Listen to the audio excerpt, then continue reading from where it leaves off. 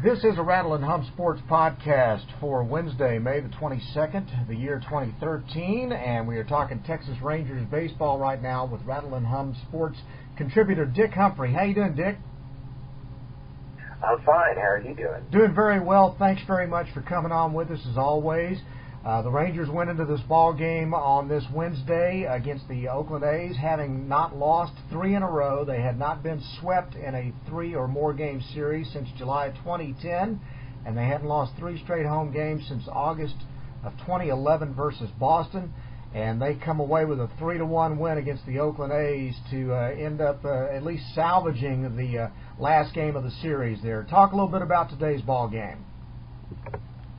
Well, certainly the offense was disappointing in this series. They only scored 5 runs, but when you look at having 2 emergency starters with Josh Lindblom coming up from AAA on Friday and Ross Wolf coming up today, and 2 relievers pitched innings in this series too that were in AAA last week. Corey Burns and Neil Kotz. Actually, a majority of the innings in this series were pitched by pitchers that were in AAA last week. So to get at least a salvage a win is probably not too bad. I mean, they finished 4-3 on the 7-game homestand. 2 really good teams. I predicted Oakland to win the division in the beginning of the season. They've been disappointing, but I think they're going to be a challenger, and they certainly challenged this week. They look like they're getting their team together, and of course Detroit is the best hitting team in baseball, and so 4-3 homestand against those 2 teams is a pretty good week of work. And the amazing thing, Dic, is that by using Ross today, that's their 8th different starting pitcher.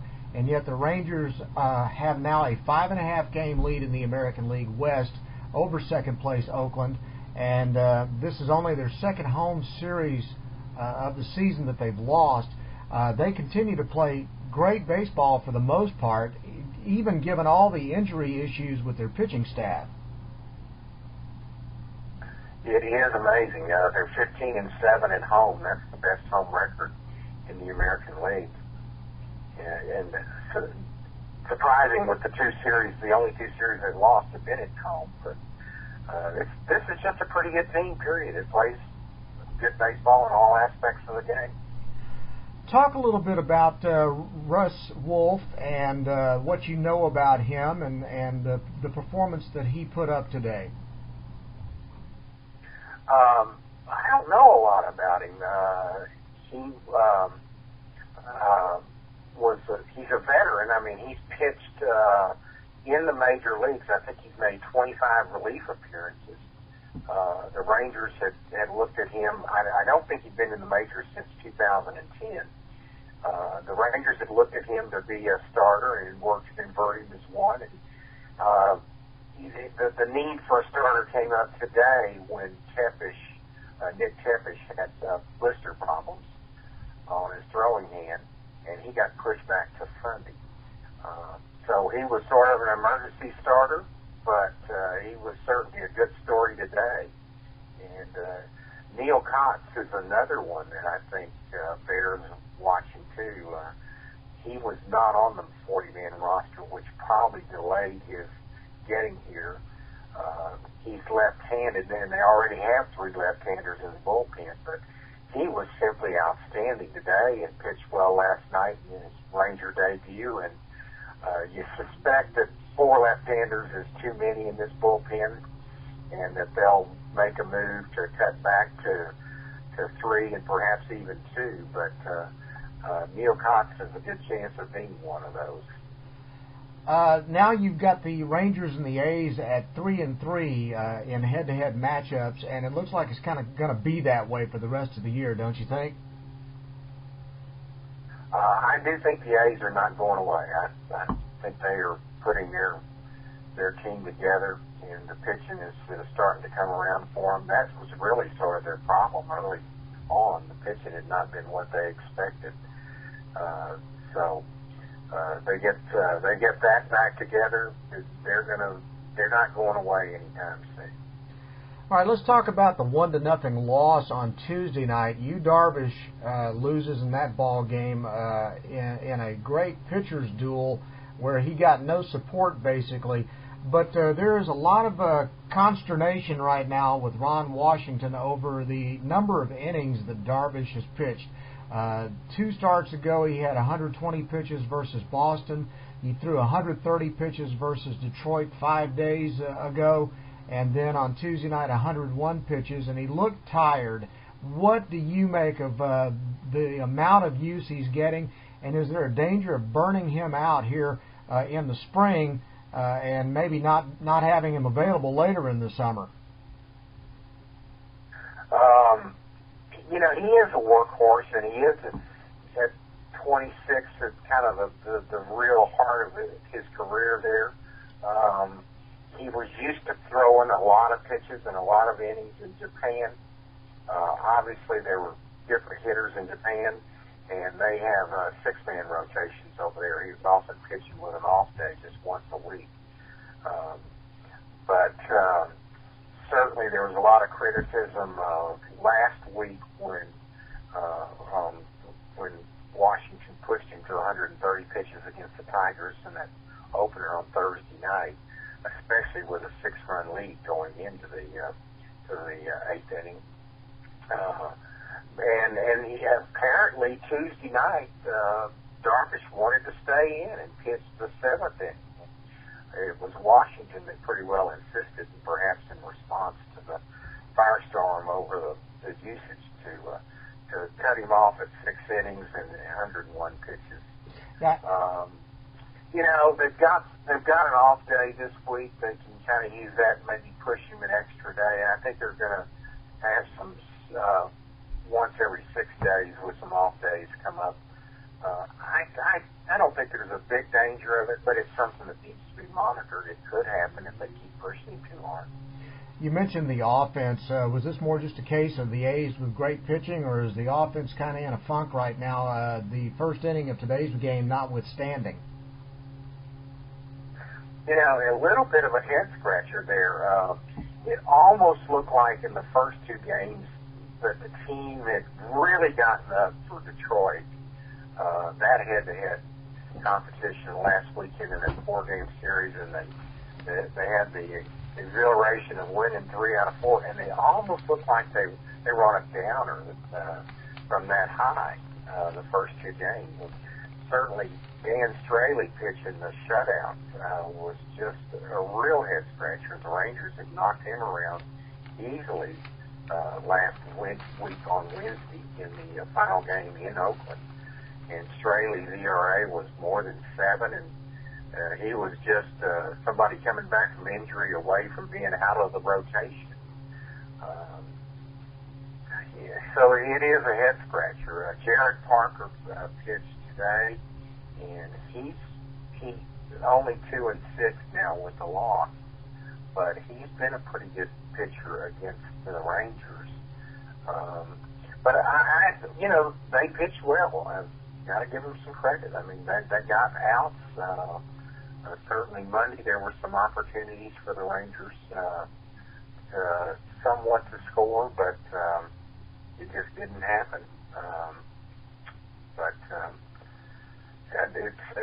It is a concern. I mean, I do think this offense doesn't have the consistency yet that you really want to see, and yet they've won 30 ball games. Yeah, that's what's incredible about it. Lance Berkman cooled off a little bit and has kind of gone into a bit of a cold spot. And Nelson Cruz, I think Nelson Cruz is just what he is. He's a streak hitter, and right now he's in one of those streakless moments in his season. He is. It is interesting, though, that his defense has really been faulted over really last year, and he made another marvelous catch today. Made one to close out a game, and it was real important in Oakland last week too. And certainly he's outstanding at throwing the baseball, but production on the other side of the ball. But at least David Murphy's coming on. He had a home run today. And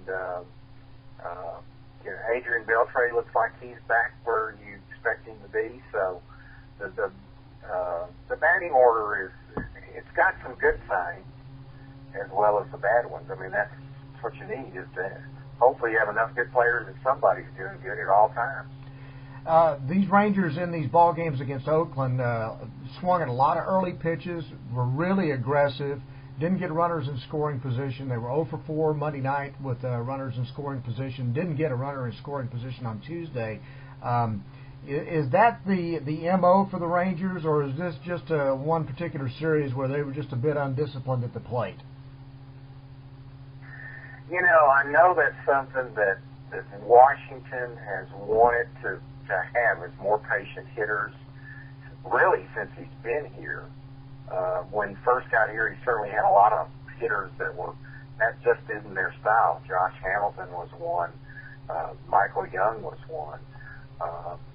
Dave Magadan was brought in to be the hitting coach because he has coached hitters to be more patient. His teams that he's been, particularly in Boston, were always among the league leaders in walks received. So a little disappointing to see that this far into the season with getting close to a third. We're past the 1/4 point to have not seeing a little bit more patience on a consistent basis. But hopefully there will be better patience as the season progresses. And again, we're nitpicking when we're talking about a team that's got the best record in baseball right now. So it's just looking for the little things right now. Obviously, overall, they are playing some terrific baseball. They're winning ball games. So let's talk a little bit about one guy that people have clamored for since last year to get some significant playing time to find out what he's made of, and that's Jurickson Profars. He came up because Ian Kinsler is on the DL right now with a right intercostal strain. That just sounds painful. What do you make of the performance so far of Jurickson Profars in this short amount of time that he's had a chance to get on the field this year? Well, of course, it's only 2 games. Garcia played second base today. But on Monday, in that kind of ugly ball game, he did drive in the 2 runs that the Rangers scored in that 9-2 loss. He didn't have a hit, so obviously some pretty good situational hitting to drive those runners in when he had the opportunity. And then on Tuesday night, when they didn't get anybody in the scoring position, he did have one of the hits for the Rangers. You know, it's 2 games is not enough to make too many judgments, but he looks more comfortable. He looks like he feels like he belongs. And he had been hitting better. He got off to a slow start at AAA, but seemed to be coming around on the Saturday before they called him up. He hit 2 home runs for Round last Saturday. I know I sit in on a couple of local radio sports talk shows, and there sure is a clamor to get him into the lineup sooner rather than later. And you know, there's even some push by some fans to start trying to find a way to move Ian Kinsler. What do you make of that stuff? How do you feel about those kinds of suggestions from fans? You know, he's an exciting kid, and you'd sure hate to see this guy get traded and just bloom into a perennial all-star somewhere else. On the other hand, the Kinsler and Andrus double play combination is a really good double play combination. Both of those guys have terrific arms and a terrific range, and if there's a problem defensively, it's some consistency with Kinsler. He will mess up routine plays, but it's certainly a veteran team, and that's been together now for a combination. I think this is Elvis's 5th year, maybe just his 4th year. And boy, you've got a team that's in a race. You sure hate to go breaking up the heart of it here. So more minor league experience for Profar is not going to hurt the young man's career. Ultimately, some decision will be made.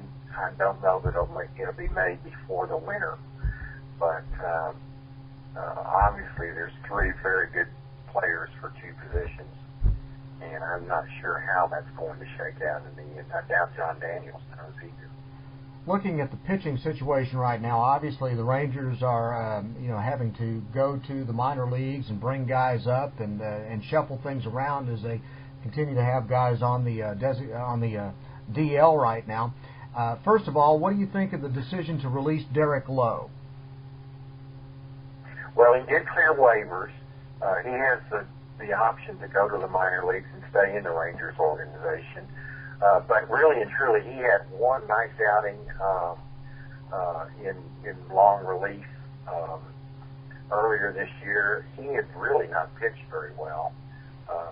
It wasn't surprising at all that he was the one that was moved to make a roster space available.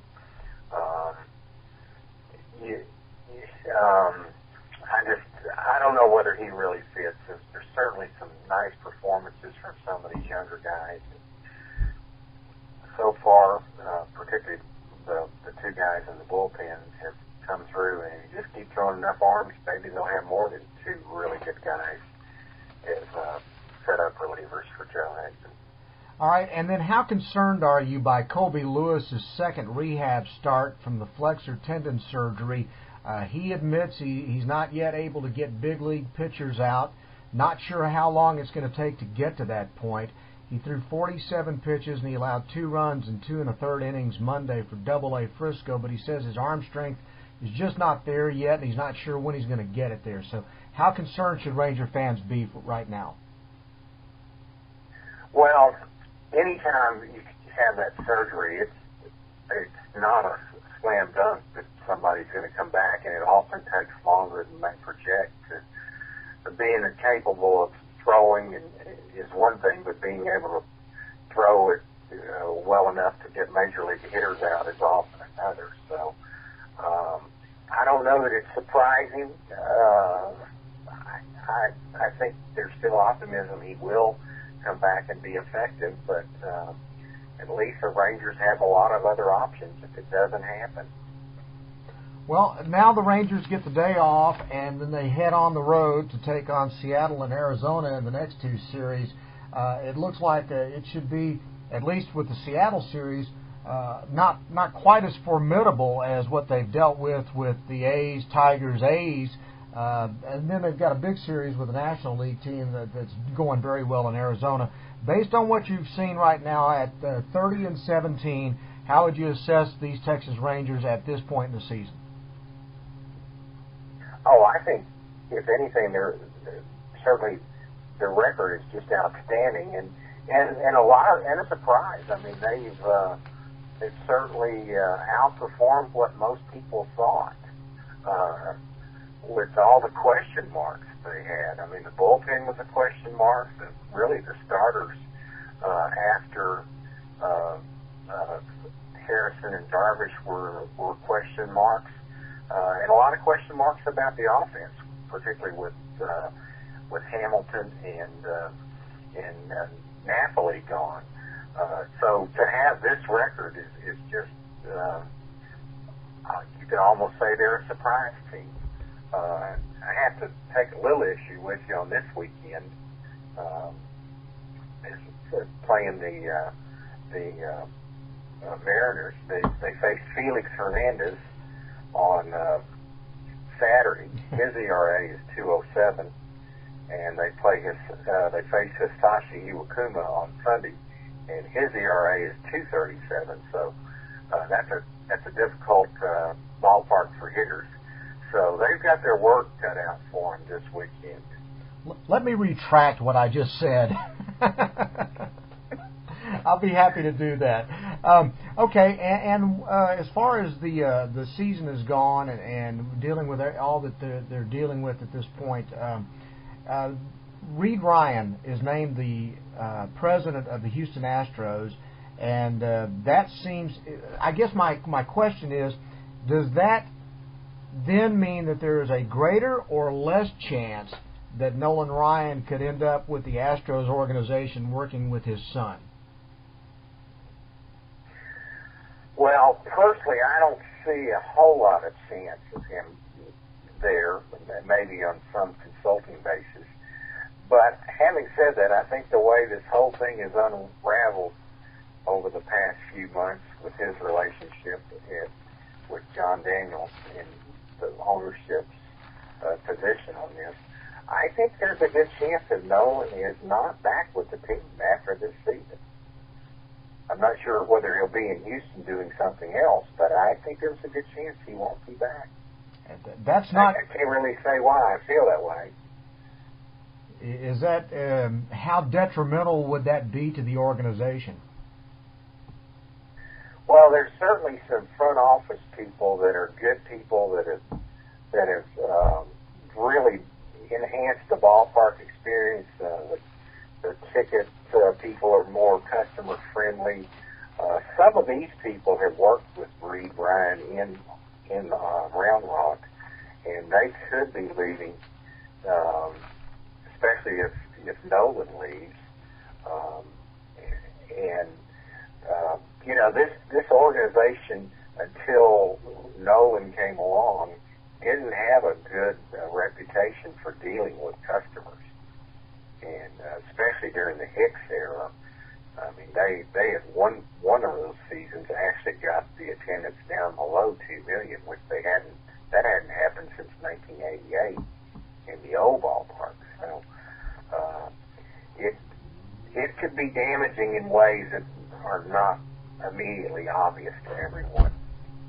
Well, you would like to think that the folks that are in power with the Texas Rangers now have watched and learned and seen how this organization has flourished under Nolan Ryan's guidance, and we all know that at his age he's not going to be around the Rangers forever.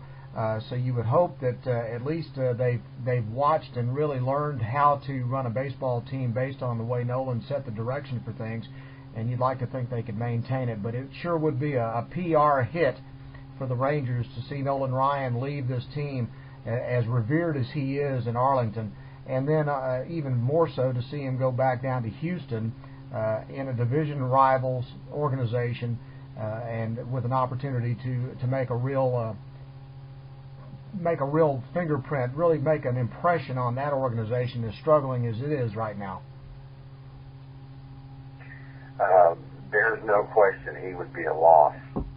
He will be a loss when he leaves in any event, and it would be especially damaging if he ended up in Houston. Well, we will focus on the positive right now. He's with the Rangers for the time being, and the Rangers are rocking and rolling right now. So life is good with the ballpark and with the ball team in Arlington, and Ranger fans are happy right now, Dick. So we thank you very much for, again, updating us on what's going on with the Texas Rangers. What's coming up on Rattle and Hum Sports as far as you're concerned? Well, the series this weekend, and I have an interesting SMU article that I'll have in the next few days. Oh, outstanding. All right, well, we'll watch for that, and we will talk to you down the line. Thanks very much for being on with us again, as always. All right, thank you. Have a good weekend. You too. Dic Humphrey covering the Texas Rangers for Rattle and Hum Sports. This is a Rattle and Hum Sports podcast.